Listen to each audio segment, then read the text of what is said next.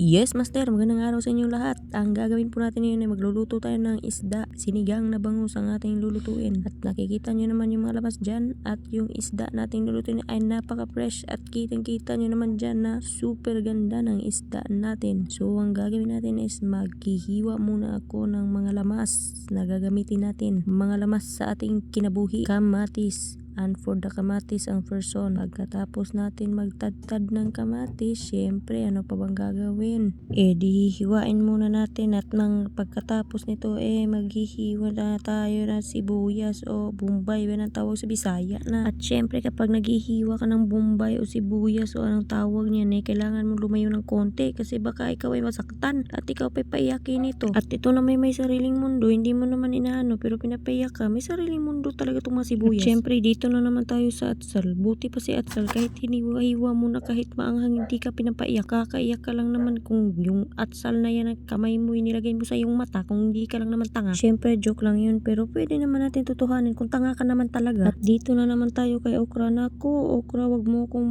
ganyan-ganyan kasi hindi talaga ako kakain ng okra.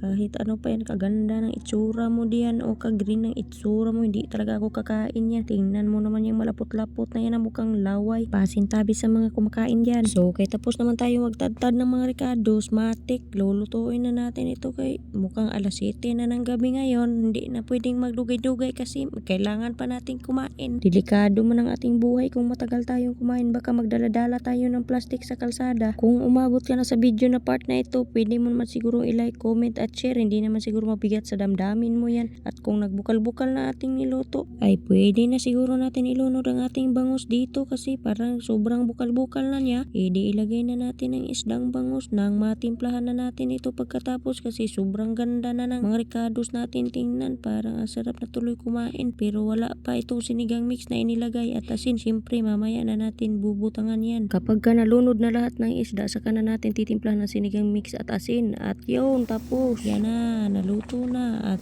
pwede na tayong manihapon. Kaya let's go, kainan na, bye!